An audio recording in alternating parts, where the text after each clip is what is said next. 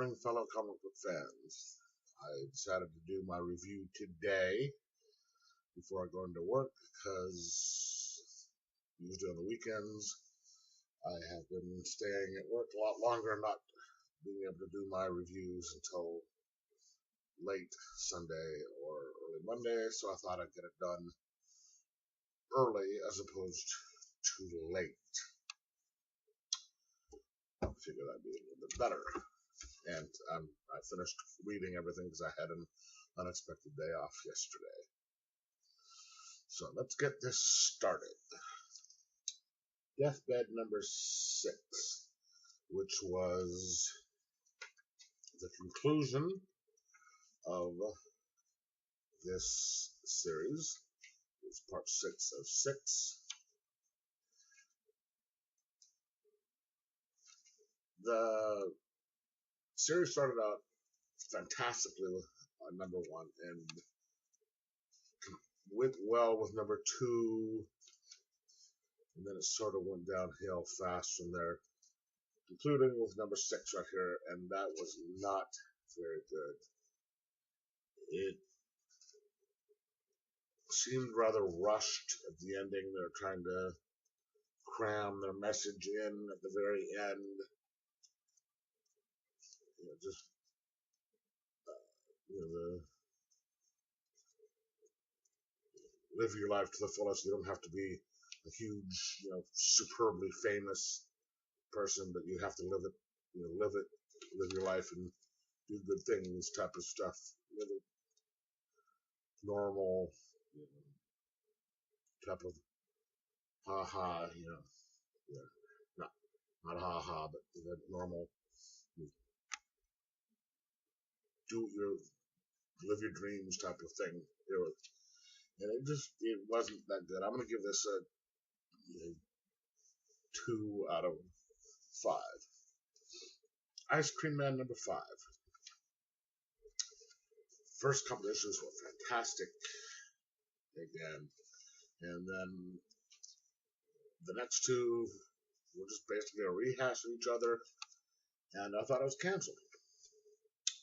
Then we have number 5, and this is basically the premise of the whole book: is a man falling off of a building, and he's kind of reviewing his life as he goes, and there's little events going on inside the building as well that he sees. And I don't even think that one person, the Ice Cream Man, appeared once in this whole issue. And it's continuing the tradition of not being very good, so I think I'm done with this series. I'm going to give it, again, a 2 out of 5. Weatherman number 2. I think I put this in here earlier than I should have.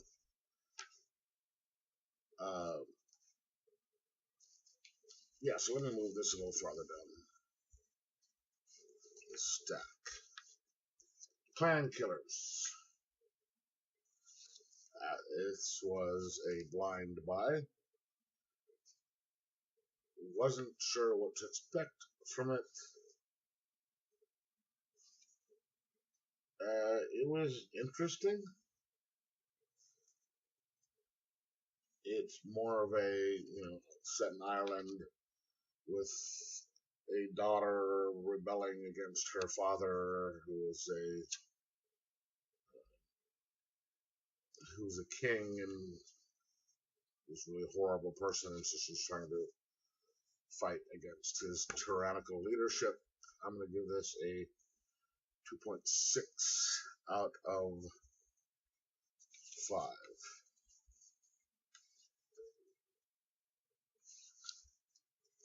Okay. Weatherman number 2. It's continuing with trying to find who destroyed the Earth 7 years before, and interviewing the Weatherman and bringing up some more plot points. 3 out of 5. I probably continue getting it. Justice League number 4.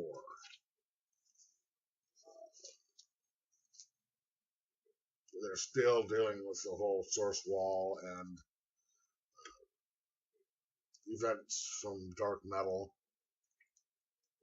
setting things up, and the Jon Stewart Ultraviolet Lantern deal. Pretty good. I'm going to give it a 3.2 out of 5. Analog number 4.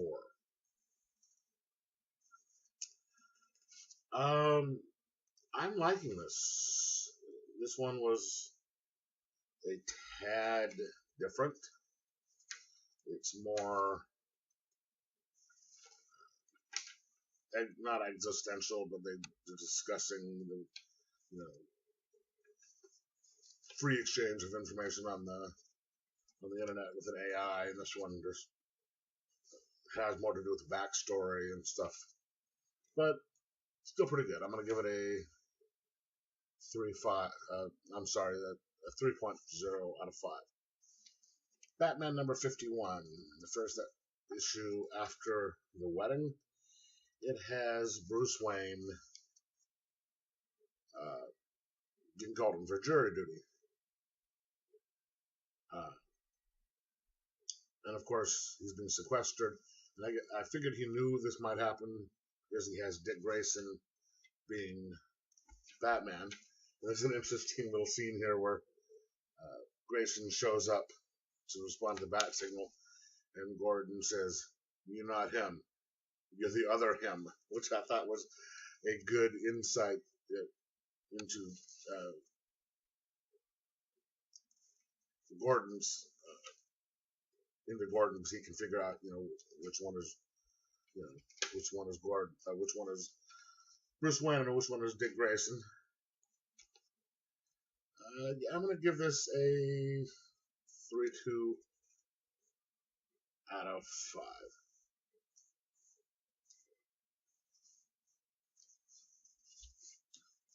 Gideon Falls, number 5.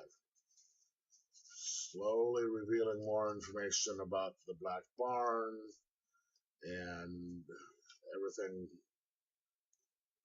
Pacing is pretty good.